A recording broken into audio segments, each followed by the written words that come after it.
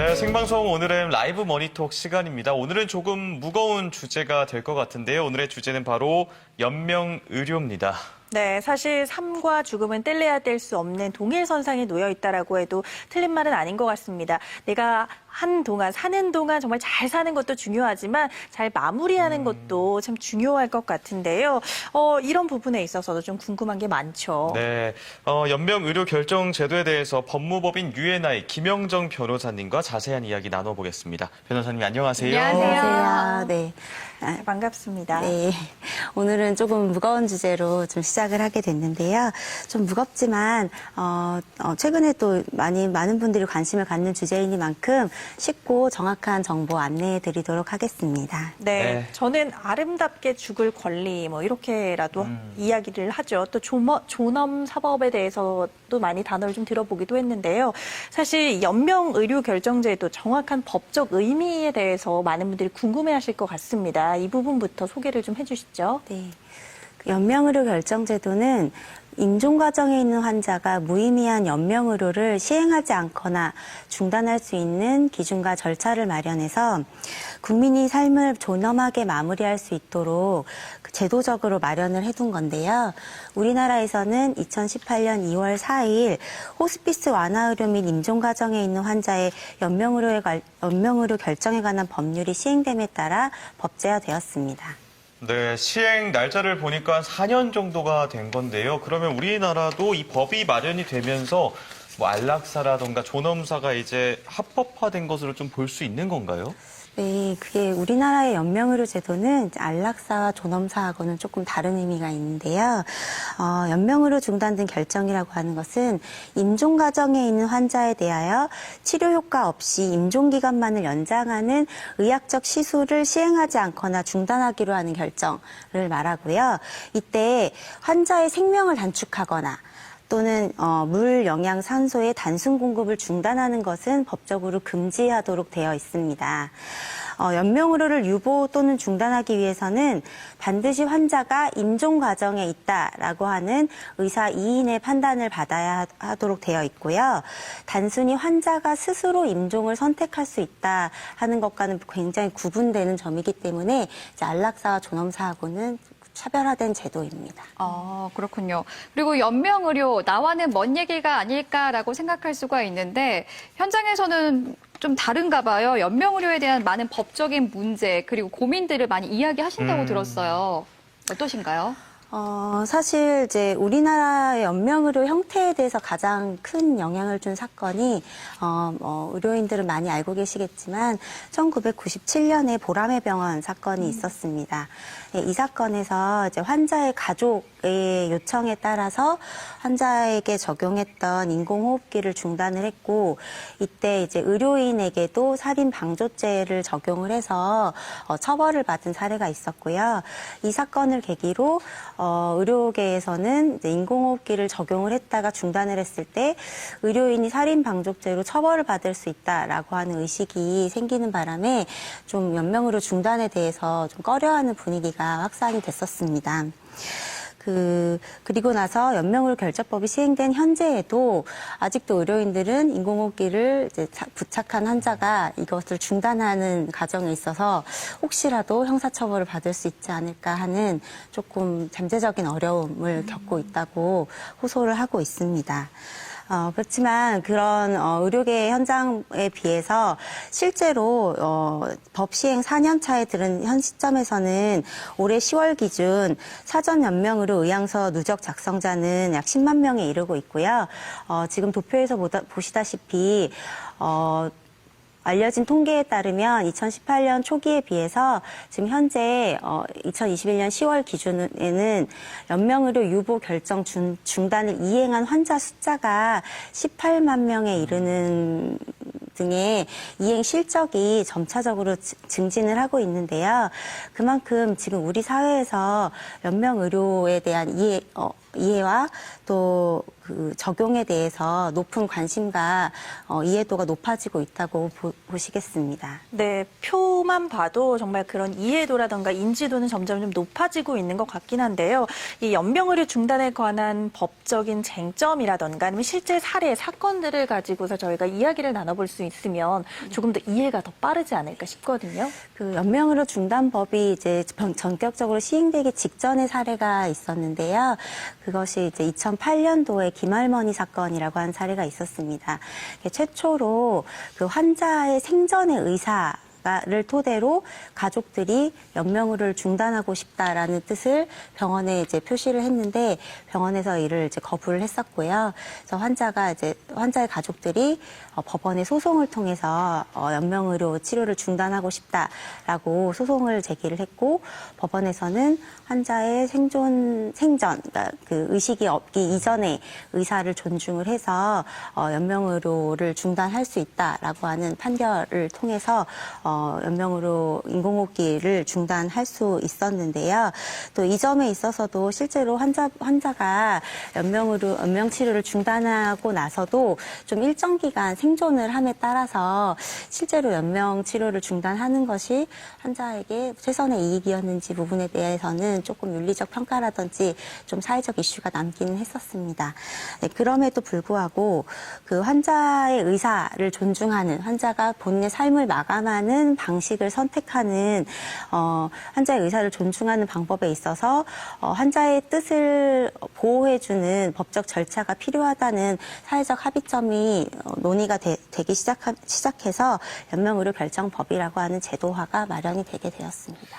네, 사례를 짚어주셨거든요. 좀 전에 이제 김할머니 사건을 말씀해 주셨는데 제도에 대한 내용을 좀 들여다보면 내가 연명 의료를 중단하겠다 혹은 안 하겠다라는 의사를 미리 남겨두었을 때 그 효력이 존재한다는 건가요? 네, 우선적으로는 19세 이상의 성인이라면 누구나 사전 연명 의료 의향서를 작성해 둘 수 있습니다.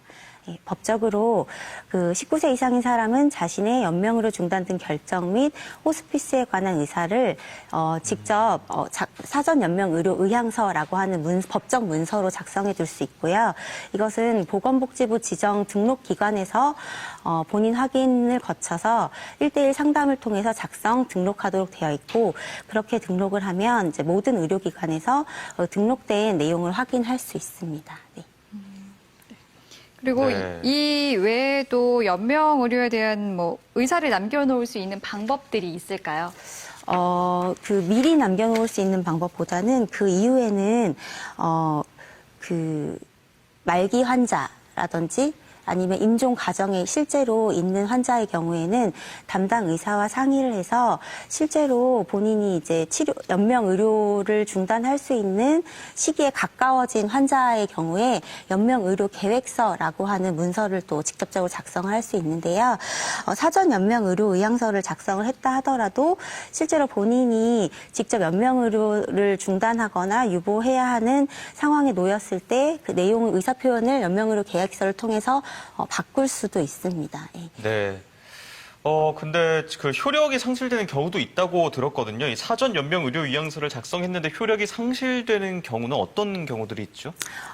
일례로 본인이 직접 작성하지 않았다거나 사전 의료 의향서를 앞서 말씀드린 것과 같이 사전 의료 의향서를 작성했으나 사전 연명 의료 계약 실제로 그걸 적용할 단계에 있어서 연명 의료 계획서를 다시 작성하였을 경우 또 본인의 자발적인 의사에 따라 작성하지 않은 경우, 또 상담자가 작성 전에 알아야 될 사항이나 설명을 제공하지 않거나 작성자의 확인을 받지 않은 절차적인 사항을 누락했을 경우에는 사전 연명 의료 의향서의 효력을 상실할 수 있으니 주의하셨으면 좋겠습니다.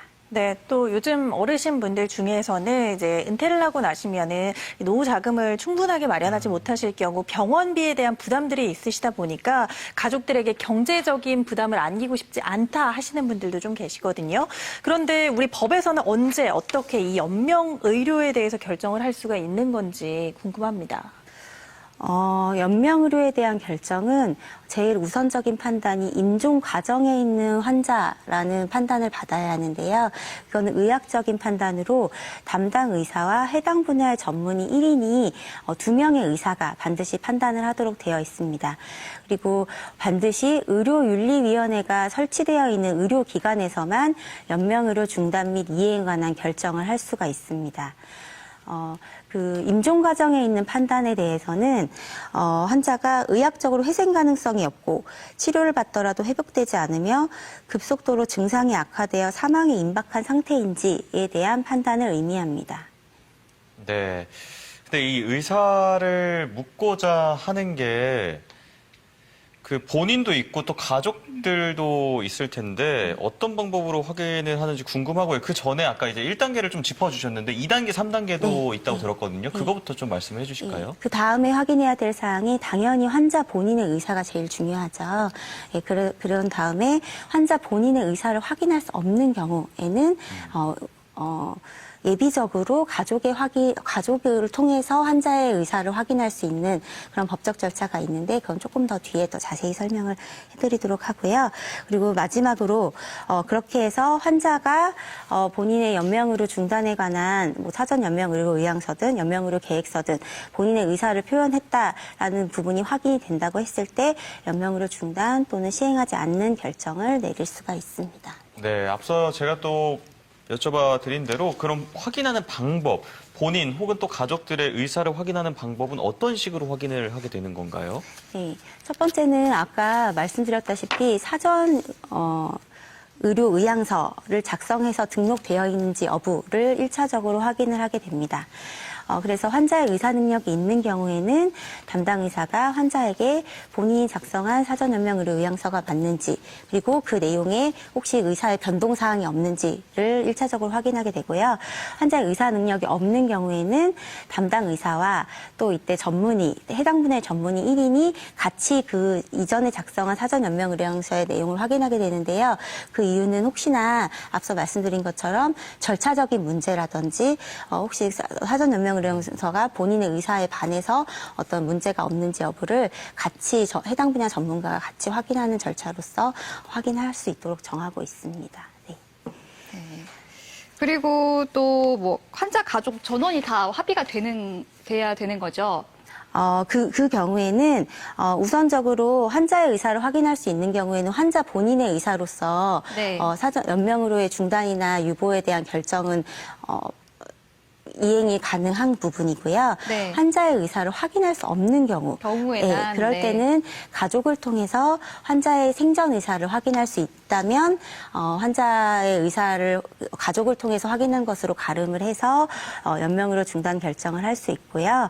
그때는 반드시 가족 2명 이상의 동일한 진술이어야지만 환자의 의사로서 확인을 하고 이때도 담당 의사뿐만 아니라 해당 분야 전문의가 그 가족들의 진술이 환자의 생전 의사와 부합하는지 여부를 검증하는 절차를 거치도록 하고요.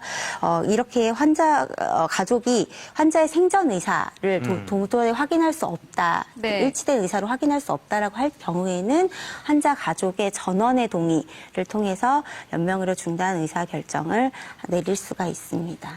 그러면 또 궁금한 게 이런 경우도 있을 것 같아요. 임종 과정에 있는 환자인데 가족의 동의를 다 받아야 되잖아요. 그런데 뭐 피치 못할 사정으로 가족들이랑 교류가 안 되는 경우가 있어요. 그러면 어떻게 하죠? 일단 가족들의 동의도 얻을 수가 없고 환자의 의사도 알 수가 없다. 이럴 때는요.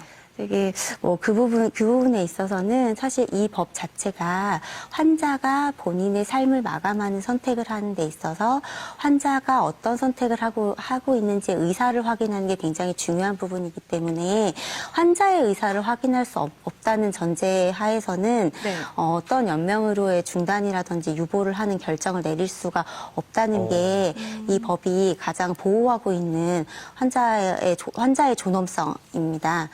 그렇기 때문에 연명의료를 무조건 중단하자라고 하는 제도가 아니라 환자의 의사를 확인할 수 있는 강력한 법적 보호장치라는 개념으로 이해를 해주셔야 될 것 같습니다. 따라서 법에서 정한 절차가 아니고서는 어떤 경우에도 환자의 의사를 확인할 수 없다면 연명의료 중단 유보 결정을 내릴 수가 없다고 이해를 해주셔야 될 것 같습니다. 근데 이제 합의가 필요한 게 이제 물론 가족도 있는데 환자의 가족 중에서 이 전원 합의에서 제외되는 대상이 있다고 또 들었거든요. 네네. 어떤 경우에 좀 제외가 될까요?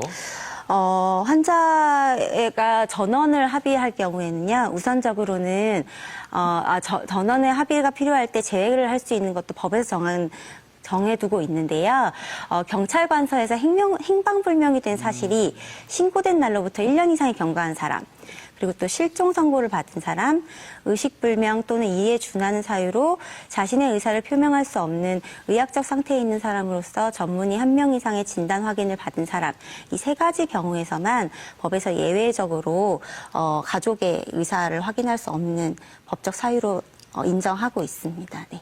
그럼 나머지 생사를 확인할 수 없는 경우에서는 안타깝지만 이제 전원의 의사를 확인할 수 없는 경우로서 연명의료 중단 유보 결정은 내릴 수가 없습니다. 네. 그렇군요. 그럼 이렇게 이 모든 과정들을 거치고 나면 연명의료라는 것에 있어서 중단하기로 결정이 된 거나 다름이 없는데 그럼 이때서부터는 모든 것들이 다 중단이라고 보면 되는 걸까요? 네. 연명의료 제도 초반에도 설명드렸다시피 안락사와 존엄사와 다른 문제는 연명의료가 중단됐다고 해서 환자에게 제공돼야 하는 최소한의 치료 인간으로서 제공돼야 되는 최소한의 치료 자체가 모든 걸 중단됐다는 의미가 아니고요. 법에서 명시한 연명의료라고 하는 그 치료의 중단을 의미하는 거고요. 지금 우리나라 법에서의 연명의료는 심폐소생술, 혈액투석, 항암제 투여, 인공호흡기 적용, 체외생명 유지술, 수혈, 혈압상수제 투여, 그 밖에 담당 의사가 환자의 최선의 이익을 보장하기 위해 시행하지 않거나 중단할 필요가 있다고 의학적으로 판단한 시술, 이렇게 5가지에 대한 해당하는 항목에 한해서만 연명의료의 중단 대상으로 보고 있고요. 따라서 산소, 물, 그런 것과 같은 기본적인 의료 장치라든지 이런 부분들은 계속적으로 공급을 해야 되는 부분도 아까 법적으로 보장을 하고 있습니다. 그렇군요. 근데 또 이런 경우도 있을 것 같아요. 환자 본인은 이제 연명의료 계획서를 작성하고 임종 과정에서 연명의료를 이제 안 하겠다 본인의 의사를 밝혔는데 가족들이 너무 완강하게 이 중단을 이제 반대하는 거예요. 원하지 않는. 이런 경우에는 어떤 식으로 되나요? 계속적으로 말씀드렸다시피 연명의료 결정은 환자 스스로 본인의 삶을 어떻게 마감할지를 선택할 수 있도록 환자의 존엄한 삶에 대한 고민을 하는 제도고요. 환자가 사전연명의료의향서든 연명의료 계획서를 통해서든 환자 본인이 연명의료 중단이라든지 유보에 관한 결정을 했다라는 부분이 명확할 경우에는 환자 본인의 의사만으로도 환자가 현재 의식이 없는 상태라도 담당 의사는 연명의료 중단 이행 에 관한 결정을 시행을 해야만 합니다. 다만 환자의 가족들이 환자를 보호해야 하는 환자의 가족들이 이러한 결정의 이행에 대해서 반대를 할 경우에는 실질적으로 의료인이 그 중단이라는 행동을 하기에는 쉽지 않은 문제이기 때문에 그 환자가 어떤 의사를 가지고 이런 결정을 내렸는지에 대해서 충분히 이제 사전 연명의료의향서라든지 연명의료 계획서상에 표현된 내용을 기준으로 해서 환자 가족들과 좀 대화를 나누고 이런 결정 과정이라든지 환자를 떠나보내는 마음에 대해서 좀 충분한 상의와 논의를 갖는 마음 자세가 필요할 것 같습니다. 네, 말씀해 주신 대로 사전에 충분한 대화가 이루어졌는지 이런 부분들이 중요할 것 같은데요. 저희 오늘은 시청자분들 중에서 유튜브 댓글로 이런 의견 남겨주셨거든요. 궁금한 점이신데 이윤지 님께서 저희 시어머니께서 연명치료 거부 무슨 그런 서류를 작성하셨다고 하더라고요. 그게 효력이 있는 건지 현재 궁금합니다. 남겨주셨습니다. 이게 명칭은 정확치 않을 수 있는데 연명치료 거부 그런 비슷한 서류를 쓰셨다고 하는데 저희가 현재 이야기 나누고 있는 그게 계획서가 맞나요? 앞서 말씀드렸다시피 2018년 2월 4일 이후로 작성된 사전 연명 의료 의향서라고 등록된 기관에서 작성된 내용이시라고 하면 법적으로 효력이 있는 연명 치료에 대한 중단 이행을 할 수 있는 내용이고요. 2018년 2월 4일 이전에도 민간기관에서 사전 연명의료 의향서와 유사한 내용의 그 연명의료 거부와 관련된 그 문서를 작성해서 등록하는 제도가 있긴 있었습니다. 근데 그 내용은 이제 연명의료 결정법에 따라서 보호받는 연명의료 중단을 이행할 수 있는 대상은 아니기 때문에 법 시행 이전에 등록된 문서인지 시행 이후에 등록된 문서인지는 한번 이제 검토를 해보셔야 될 것 같고요. 예, 그 시행 이후에 등록된 문서라고 하면 법적 효력을 갖고 있습니다. 네, 시기를 좀 따져봐야 될 것 같습니다. 오늘 문자 참여 주제는요, 사랑하는 가족에게 전하고 싶은 이야기였거든요. 상아 씨부터 소개해 주시죠. 네, 휴대전화 끝자리 6611번님이 문자를 보내주셨는데요. 42살에 결혼해서 초등학교 5학년 딸과 세 식구 행복하게 살고 있습니다. 항상 건강하게 사랑하며 살아요 라고 보내주셨습니다. 또 조금 상대적으로 늦은 나이에 결혼하셨는데 더 행복하실 것 같아요. 예쁜 따님과 또 아내분과 행복하게 사셨으면 좋겠습니다. 박범준님께서는요, 우리 어머니 지병이 올해까지만 있기를 바랍니다. 내년에는 꼭 건강하시길 바랄게요. 사랑합니다, 어머니. 이렇게 남겨주셨습니다. 무엇보다 건강하다는 거, 그게 가장 중요한 거잖아요. 그럼요. 건강을 잃으면 모든 것을 잃는다고 하니까요. 네. 모쪼록 정말 건강하게 지내셨으면 좋겠습니다.